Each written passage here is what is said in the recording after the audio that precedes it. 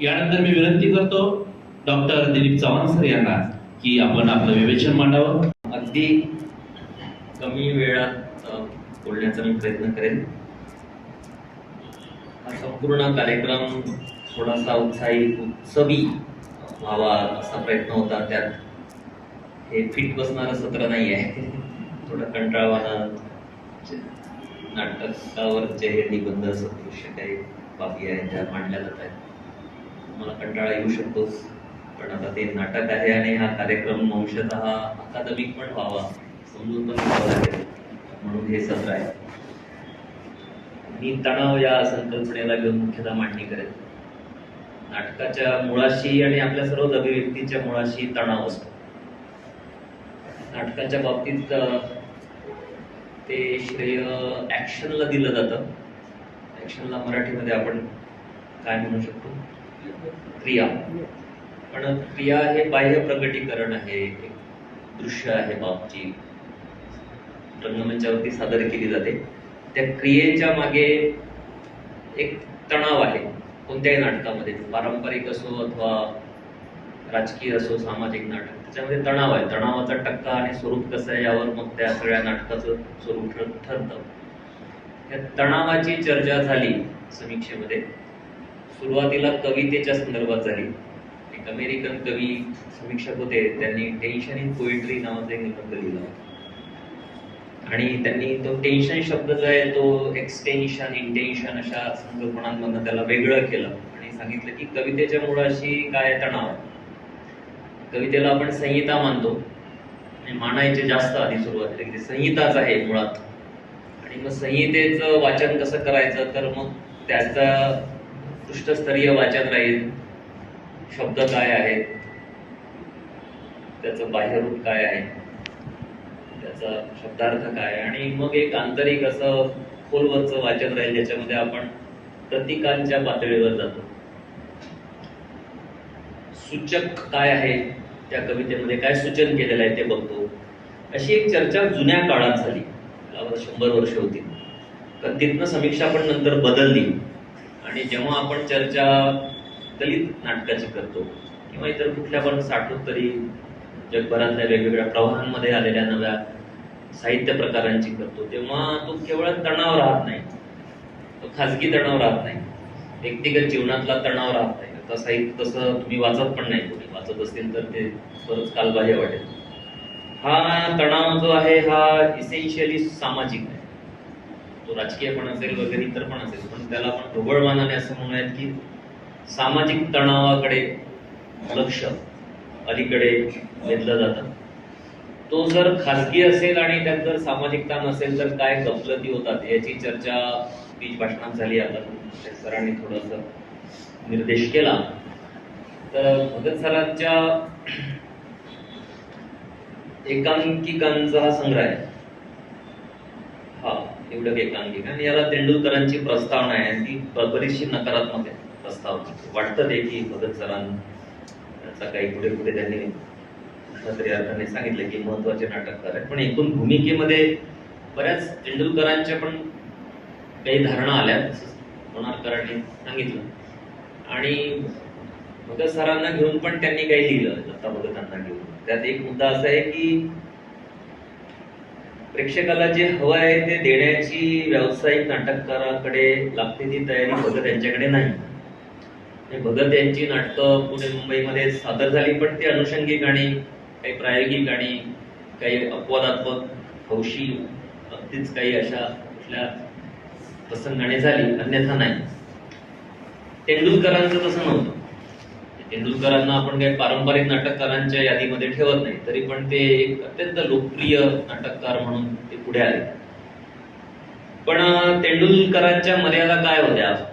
एक नाटककार म्हणून, एक साहित्यिक म्हणून, समीक्षक म्हणून, हे जसं आपल्याला नामदेवच्या कवितेला लिहिलेल्या प्रस्तावनेमध्ये दिसतं की त्यांना हे जग अनभिज्ञ होतं. या प्रस्तावनेमध्ये पण काही दिसतं. तेंडुलकरांच्या नाटकांच्या मर्यादांची एक चर्चा राम बागठांनी केली.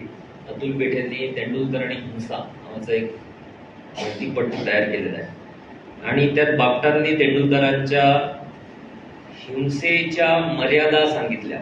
त्या थोडंसं मी यासाठी सांगेल, थोडं विषयांतर वाटू शकतो. कारण नाटकामध्ये ज्याला आपण ऍक्शन म्हणतो त्याच्यामध्ये एक हिंसा असते, ती हिंसाच आहे. बऱ्याच वेळा ते अभिनयात नाही येणार, संवादामधून येणार किंवा प्रत्यक्ष येणार.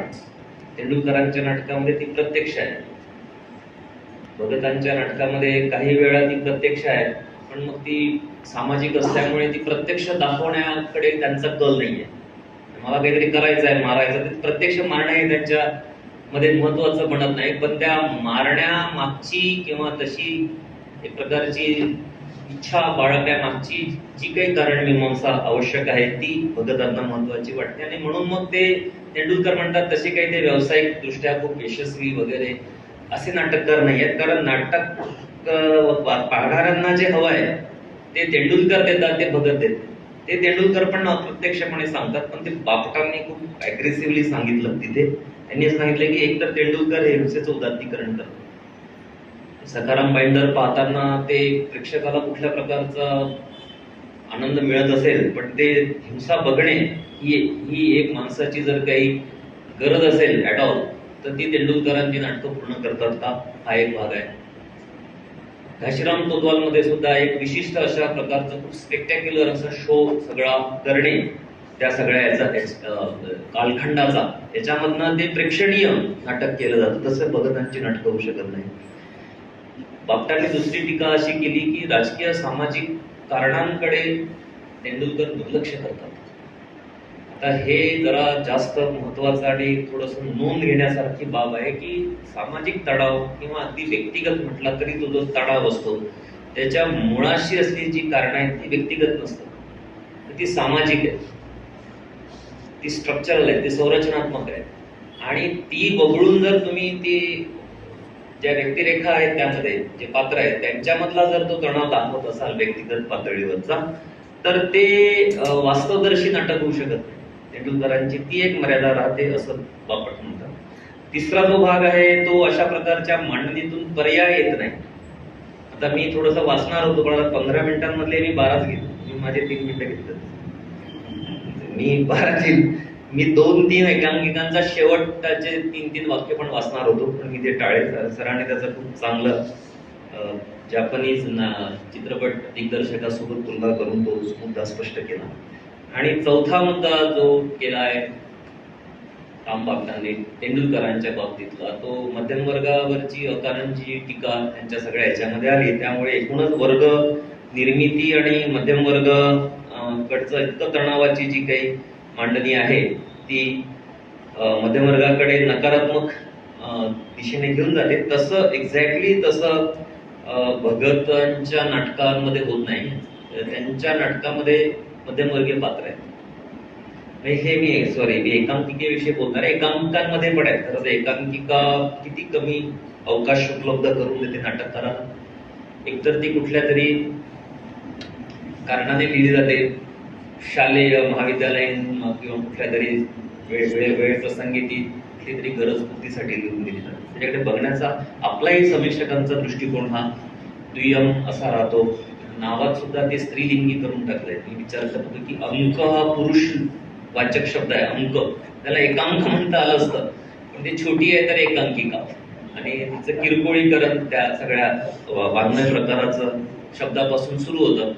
पण भगतांची एकांकिका वाचताना आणि बघताना एक गोष्ट जाणवते की हा जरी सूक्ष्म छोटा असा अवकाश, अवघ्या 30-35 मिनिटांचा अवकाश नाटककाराला एकांकिका देते, पण त्यांनी हाताळलेले विषय जे आहेत आणि त्याची जी खोली आहे, त्याची जी काही व्याप्ती आहे, ती एक विसंवाद त्याच्यामध्ये तयार होईल की एकांकिका तुम्हाला काय देते आणि नाटककार त्याच्यामधनं किती मोठं काही सांगू पाहतो. ते तेंडुलकर म्हणतात ते खरंच आहे की त्यांना भरपूर काही सांगायचं आहे आणि एकांकिका तेवढा अवकाश देत नाही. आणि मग तिथे एक तारांबळ, एक कसरत ही नाटककाराची सुरू होते आणि ती किती जीवघेणी दमछाक करणारी असू शकते हे दत्ता भगत यांचे एकांकिका वाचताना लक्षात येतं. वाटापळवाटा थोडा तरी एक मोठा अवकाश 2-2-2.25 तासांचा देतं. तेवढाच विषय ते एकांकिकेमध्ये हाताळतात. अर्थात हे जहाज फुटलाय, एक सामाजिक तणावाचा हा मुद्दा आहे की सामाजिक तणावाचे जे स्रोत आहेत ते स्रोतच मुळात समाजामध्ये असणाऱ्या संधींची असमानता, साधनांची असमानता, संसाधनांची असमानता हे त्या तणावाचं मुख्य आहे. आणि तो तणाव केवळ आर्थिक संसाधनांचा बनत नाही, तो सामाजिक संसाधनांचा बनत. म्हणून हे जहाज फुटलं आहे म्हणून एक एकांकिका आहे जी आपल्याला एका अर्थाने त्या वेटिंग फॉर गोडोची नेहमी आठवण करून देते की त्याच्यामध्ये वर्षीच पात्रकांना नावं वगैरे अरे काय महत्व आपण देत नाही, ते काय बोलतात ते लवकर कळत नाही, ते ऍबस्ट्रॅक्शन कडे जातं. पण त्याने पण एक मोठी, त्या नाटकाने पण एक मोठं योगदान दिलं. ते जरी आपण मान्य केलं तरी तशाच प्रकारची पात्र योजना या दास कुठलाय मध्ये येतं.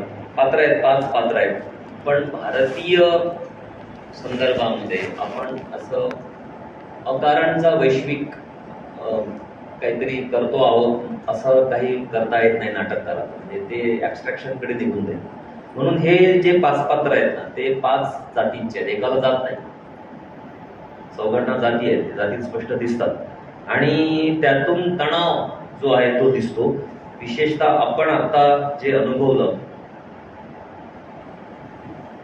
दिल्ली शहरामध्ये तरुण वर्गांमधला सगळी अस्वस्थता, तर ही काही केवळ जेनझी म्हणजे ती केवळ अलीकडचीच आहे ती भाषा आणि अलीकडचाच तो तणाव आहे वगैरे असं म्हटलं जातं. तसं ते नाहीये. जेव्हापासनं समाजामध्ये विषमता असेल, वंचना असेल, तेव्हापासून तो तणाव असणार आहे. कदाचित त्याची परिभाषा वेगळी असेल, अभिव्यक्तीचं स्वरूप वेगळं असेल, पण ते असं नाही की ते केवळ आत्ताच आहे वगैरे. हा जो तणाव आहे जहाज कुठला आहे त्या बेरोजगार बहुजातीय तरुणांचा आणि त्यांच्या मधला तो तणाव आणखी वाढवण्याचं काम करणारा एक व्यापारी पात्र आहे. तर हे इतक्या कमी अवकाशामध्ये मांडणं ही एक कसरत त्यांना करावी लागली. माझं एवढं नाटकांचं वाचन नाही, पण इतर नाटककार इतक्या यशस्वीपणे इतक्या ताकदीने एवढा मोठा अवकाश म्हणजे कवेत घेतात का 20-25 मिनिटांच्या एकांकिकेमध्ये, बघावं लागेल. दुसरा एक भाग आहे सामाजिक तणावाच्या मुळाशी तो भेदभावाचा आहे. हा जगभराचा अनुभव आहे. भेदभाव, कुठल्या ना कुठल्या प्रकारचा भेदभाव हा समाजामध्ये राहिला. भारतामध्ये त्याने जातीय रूप धारण केलं आणि म्हणून या नाटकामध्ये हा जो भेदभाव आहे आणि जी मानखंडना आहे या एकांकिकांमध्ये ती ठिकठिकाणी दिसते. सामाजिक तणावाचं जे मूळ आहे ते या भेदभाव, विषमता आणि मानखंडनेमध्ये आहे. आणि त्याचे काही उदाहरणं म्हणजे आता याच्यामध्ये सर्वच नाटकं तशी आहेत, पण आपण एक घेऊ शकतो ठिणगी म्हणून एक एकांकिका आहे. तिचा शेवट तोच आहे. आम्ही त्याची कथानक वगैरे सांगणार आणखी 2-2.5 मिनिटं जातील ते मी टाळतो. पण एक विद्रोही नायक आहे आणि तो दंडित होतो शेवटी, पण दंड त्याला होण्यापूर्वी तो शेवटी जे 7-8 वाक्य बोलतो रंगमंचावरती त्याच्यामधनं एक संदेश जातो. म्हणजे ज्या कारणांसाठी बऱ्याच वेळा दलित नाटकांवरती टीका पण होत असेल की नाटकाचा शेवट काय होतो, तो नकारात्मक होतो का सांगत नाही. तर ह्या एकांकिकांचा शेवट तसा होत नाही. तो जे छोटंसं निवेदन स्टेजवरून देतो त्याच्यामधनं तो सांगतो की क्रांती कदाचित मी करू शकत नाही, पण मी जे काही करतो त्याचं मोल मला आहे. छोट्या छोट्या घटना असतात विद्रोहाच्या, प्रतिरोधाच्या. क्रांती ही एक मोठी घटना असू शकते, ती घडेलच असं नाही, पण प्रतिरोधाचे जे क्षण असतात, विद्रोहाचे जे सूक्ष्म तरल असे जे काही अनुभव असतात व्यक्तिगत जीवनामध्ये किंवा कुठल्या तरी एका सामाजिक प्रसंगी, त्याचं मोल आपण कमी करू शकत नाही. आणि समाज बदलाची प्रक्रिया ही अतिशय सूक्ष्मतम तरल मानसिक पातळीवरती हाताळायची असते. ही जाणीव बुद्धापासून ते बाबासाहेब आंबेडकरांच्या विचारांमध्ये आहे. त्यामुळे इकडे क्रांतीची कल्पना अशी नाही की मोठी राजकीय मोठी अशी घटना जी राजधानीमध्ये होत असते, तर ती एक सूक्ष्म मानसिक बदलाची प्रक्रिया आहे आणि म्हणून ती जी तरलता आहे ती तरलता एकांकिकेमध्ये आणणं हे दिसतं आणि ते बहुतेक सगळ्याच एकांकिकांमध्ये आहे. तिसरा शेवटचा मी मुद्दा इथे करेल आणि थांबेल की सामाजिक तणावाचा एक स्रोत, एक बिंदू जो आहे तो परस्परांमध्ये असलेल्या विश्वासाचा अभाव आहे आणि जाती व्यवस्था तर त्यावर उभी आहे. म्हणजे इथे कुठलीही एक जात दुसऱ्या जातीवरच्या विश्वासासाठी अपात्र मानली जाते. आता उपवर्गीकरणामुळे नांदेडमध्ये 2 मोठे महाकाय मोर्चे निघणार आहेत. त्यातला एक आत्ता सुरू झाला असेल, आता 1 वाजला 2 वाजले ना. मोठा महाकाय मोर्चा आहे तो आणि त्याला प्रतिक्रिया म्हणून दुसरा एक मोर्चा होणार आहे पुढच्या महिन्यामध्ये. 2 दलित जाती आहेत ज्या एकमेकांच्या विरोधामध्ये उभ्या राहतात किंवा त्या उभ्या केल्या जातात. ज्याची एक चुणूक आपल्याला जहाज कुठलाय मध्ये येतं की एक व्यक्ती आहे कुणीतरी, नेमाड्यांनी काय केलं ते 100 आणि 99 रूपक उभं केलं. एक आहे तो स्पॉइलर असतो. तर ह्या 2 जाती आता उभ्या केल्यात. तर ह्या एकटी एकांकिकेमध्ये दलितांमधल्या आंतरिक तणाव हा किती विकोपाला जाऊ शकतो जीवनामध्ये, प्रत्यक्ष व्यवहारामध्ये, याचं चित्रण आहे. हे ज्याला उल्लेख झाला आत्मटीका. गेल ऑम्बेट म्हणायच्या की दलित चळवळीमध्ये सगळ्यात मोठी कोणती बाब आहे जी कदाचित इतर कुठल्या रॅडिकल चळवळीमध्ये नाहीये, ती लोकशाहीची आहे. एकमेकांच्या विरोधामध्ये बोलणे, एकमेकांना काळं फासणे, एकमेकांशी न बोल कुठलाही व्यवहार न करणे, इतके मतभेद असणे तुम्ही बघत असाल समाजामध्ये. किती प्रकारचे अंडरकरंट्स आंबेडकरी चळवळीमध्ये आहेत आणि ते गेल म्हणतात की एक डेमोक्रेसी. तुम्ही मतभेद बाळगता आणि तरी पुढे जाता, कारण ते मतभेद तुम्हाला मागे नेणारे नसतात. ही डेमोक्रेसी प्रत्यक्ष व्यवहारामध्ये तेव्हा 2 जाती येतील तेव्हा ते दिसेलच असं नाही, हे पण दुसरं वास्तव आहे.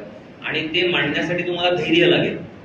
ते धैर्य किती लोक बाळगतात माहिती नाही. नाटककारांमध्ये किती नाटककारांनी बाळगलं हे माहिती नाही मला. दलित जातींमधल्या तणावाचं चित्रण जे इतिहास काळापासून आहे, मांग आणि महार या दोन्ही अगदी तळच्या जाती आहेत, पण त्यांच्यामधला तणाव हा इतिहासामधून तो निर्माण झालेला आहे आणि समकाळाने त्या तणावाला उग्र असं एक रूप दिलेलं आहे. त्याचा प्रत्यय आज राजकारणामध्ये आपल्याला दिसतोय, पण तो नाटकामध्ये एका छोट्या स्पेस जो आहे त्या स्पेसमध्ये त्यांनी एक पात्र मध्यवर्ती ठेवून केलं. ती मुलगी आहे, तरुण आहे, दलित, ती मध्यवर्ती आहे या एकांकिकेची. आणि तिचा शेवट आपल्याला नोरा एकदम आठवेल की ती एकटीच आहे ना. ती घराच्या बाहेर पडताना ती एकटी आहे. ती घराच्या बाहेर पडताना तिच्यासोबत कोणी नाही. बाहेर असुरक्षितता असेल तरी ती एकटी आहे आणि ती बाहेर पडण्यासाठीची कृती करते. केवळ युरोपला नाही, सगळ्या जगाला हलवणारी ती कृती होती. नाट्यक्षेत्र गदागदा हलवणारी ती कृती होती. तशा प्रकारचा शेवट या नाटकामध्ये आहे आणि तिचं एक सूचक भाष्य पण आहे त्याच्यामध्ये. म्हणजे तो एक खूप संतुलन बघत हाताळतात नाटकामध्ये की ऍक्शन आणि मग त्यातले थॉट याच्यामध्ये तुम्हाला एक काहीतरी बॅलन्स साधावं लागेल नाटकामध्ये. ते खूप थॉटकडे झुकू नये, खूप ऍक्शनकडे झुकू नये. पण शेवट जे ते पारूचं जे निवेदन आहे ते तुम्हाला अंतर्मुख करतं आणि पूर्ण पितृसत्ता जात याच्यामधला जो आंतरसंबंध आहे, जो परस्परांना घडवण्याचे ज्या प्रक्रिया आहेत त्या केवळ ब्राह्मण जातीमध्ये नाही आहेत. त्या दलित सुद्धा जर जात असेल एखादी दलितांमधली तर ती सुद्धा तिच्या पण आंतरिक रचना ह्या जात एका बाजूला आणि पितृसत्ता एका बाजूला यांच्या आंतरिक संबंधांमधूनच जात आणि समाज तयार होतो. तो जो जाती समाज असतो तो हे सगळं उलगडून दाखवते ते एकटी नावाची एकांकिका. या संपूर्ण याच्यामध्ये मुळाशी मला असं वाटलं की एक तणाव आहे. तो तणाव आपण बघावा, त्यातूनच कदाचित या तणावाच्या निराकरणाच्या शक्यता तयार होतात. आणि नाटककार हेच अपेक्षित करतोय. तेंडुलकरांसारखं तो रंजनाकडे जात पण नाही. त्या तणावाचं निराकरण कसं होईल, रिझोल्युशन कसं होईल, त्याला विकासने ते सोशलिस्ट रिअलिझम म्हणते. तुम्हाला नुसतं हे दाखवायचं नाही वास्तव, तर त्या वास्तवाच्या मुळाशी असलेल्या कॉन्ट्रडिक्शनचा पण एक निराश समाजामध्ये करता यायला पाहिजे. मला असं वाटतं की भगत यांची जी नाटकं आहेत ते त्या दिशेने जातात. विशेषतः एकांकिका पण ते मांडण्याचा मी थोडासा अल्प असा प्रयत्न केला. सगळ्यांचे आभार.